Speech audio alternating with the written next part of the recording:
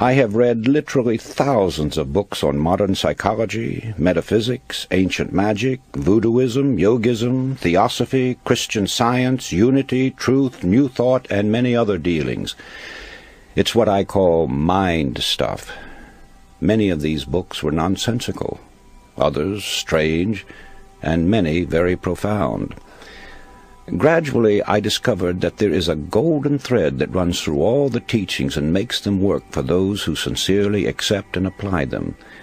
That thread can be named in a single word: belief.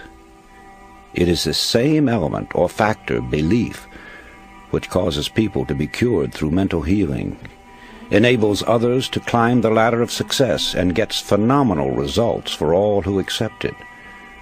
Why belief is a miracle worker is something that cannot be satisfactorily explained, but have no doubt about it. There's genuine magic in believing. The magic of believing became a phrase around which my thoughts steadily revolved. I've tried to put down these thoughts as simply and as clearly as I could, so that everyone can understand. My hope is that anyone who listens will be helped in reaching their goal in life. So, you begin with desire if you ever hope to achieve anything or gain more than you have now. However, as we shall see, there is more to it than mere desire. It has been said that thought attracts that upon which it is directed. Thought attracts that upon which it is directed. It was Job who said, "For the thing which I greatly feared is come upon me." Our fearful thoughts are just as creative or just as magnetic in attracting troubles to us as are the constructive and positive ones in attracting positive results. So no matter what the character of the thought, it does create after its kind. When this sinks into a man's consciousness, he gets some inkling of the awe-inspiring power which is his to use. I cling to the theory that while thoughts do create and exercise control far beyond any limits yet known to man, they create only according to their pitch, intensity, emotional quality, depth of feeling, or vibratory plane. In other words, comparable to the wavelength and wattage of a radio station, thoughts have a creative or controlling force in the exact ratio of their constancy, intensity, and power. Let me try to clarify that. While many explanations have been offered, no one knows whether thought is a form of electrical energy or something else yet to be defined. But I have been an experimenter in that branch of electricity known as high frequency, pioneered by the great genius Nikola Tesla. And whenever I think of thought and its radiations and vibrations, I instinctively link them up with electricity and its phenomena. In this manner they become more understandable to me. All persons living in high altitudes have felt and sometimes observed the electric spark resulting from walking across the room, then touching some metallic substance. That, of course, is a form of static electricity generated by friction. It gives you an idea of how one kind of electricity can be developed through the body. Sigmund Freud, the famous Austrian psychoanalyst, brought the world's attention to the hypothesis that there was a powerful force within us, an unilluminated part of the mind, separate from the conscious mind, constantly at work molding our thoughts, feelings, and actions. Others have called this division of our mental existence the soul. Some call it the superego, the inner power, the superconsciousness, the unconscious, the subconscious, and various other names. It isn't an organ or so-called physical matter such as we know the brain to be. Nevertheless, it is there, and from the beginning of recorded time, man has known that it exists. The ancients often referred to it as the spirit.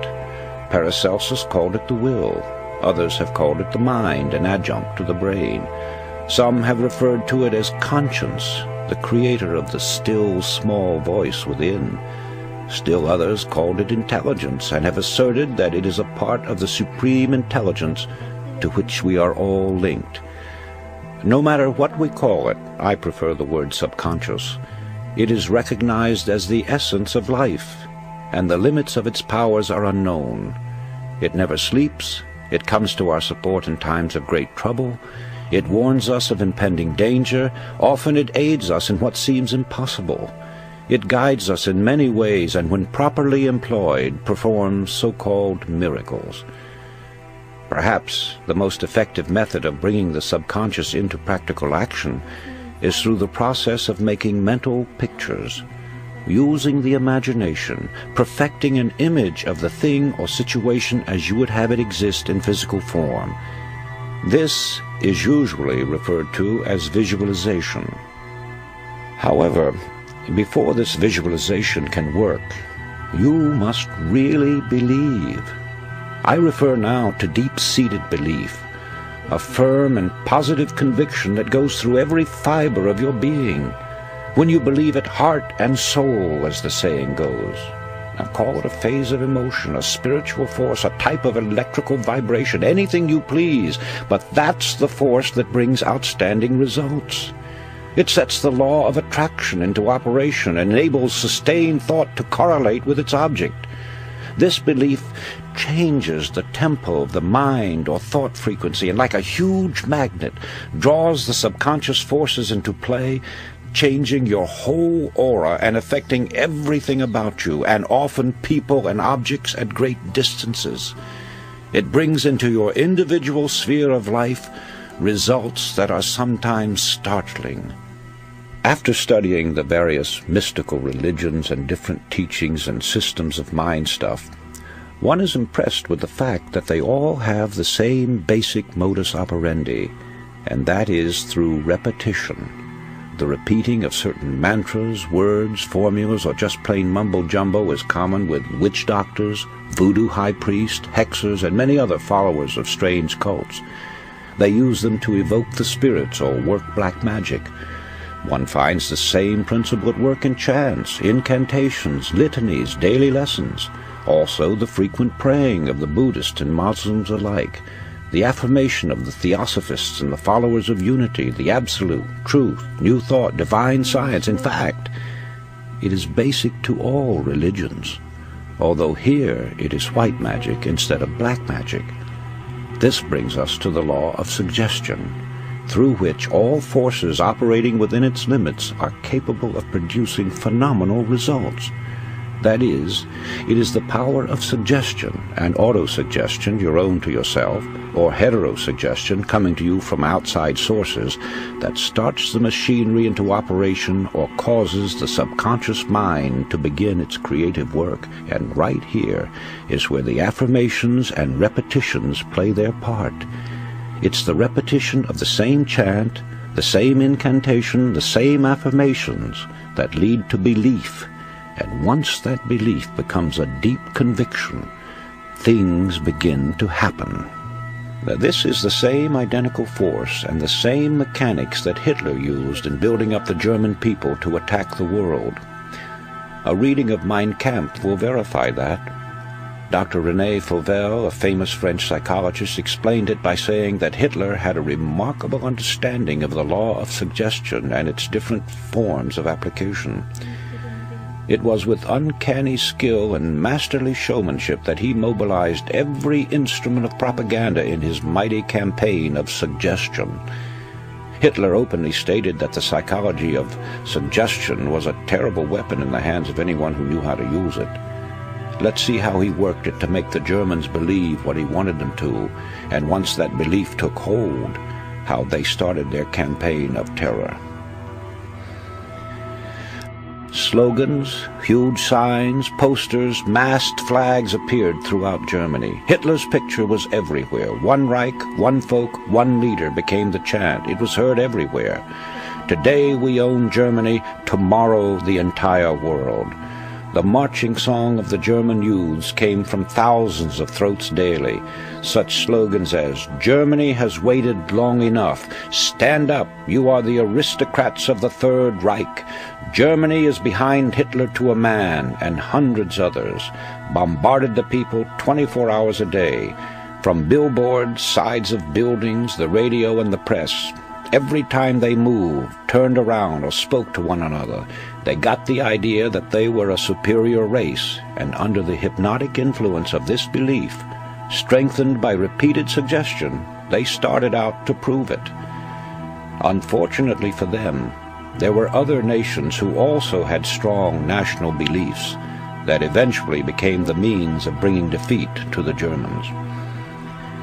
I know that it is difficult for the average person who knows nothing of this subject to accept the idea that all is within.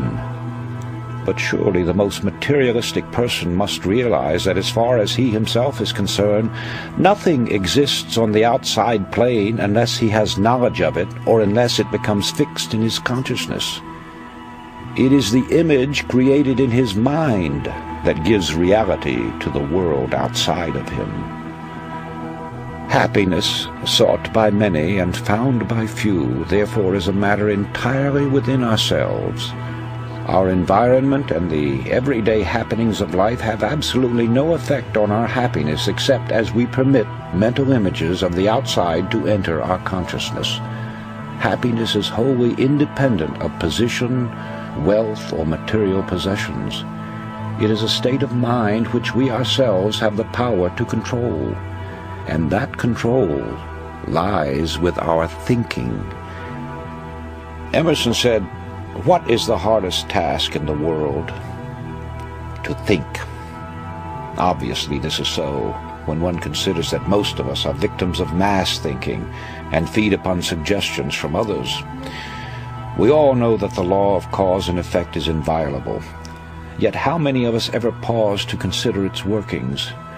The entire course of a man's life has many times been changed by a single thought, which coming to him in a flash became a mighty power that altered the whole current of human events. History is replete with the stories of strong-minded, resolutely willed individuals who, steadfastly holding to their inner convictions, have been able to inspire their fellow man and in the face of tremendous and determined opposition have literally created out of nothing great businesses, huge empires, and new worlds. They had no monopoly of thought power. You and every man and woman have it. All you have to do is use it.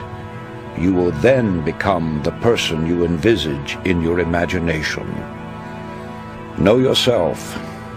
Know your power. Faithfully use the cards and the mirror techniques, and you will get results far beyond your fondest expectations. Just believe that there is a genuine creative magic in believing, and magic there will be, for belief will supply the power which will enable you to succeed in everything you undertake. Back your belief with a resolute will, and you will become unconquerable. A master of men among men, yourself.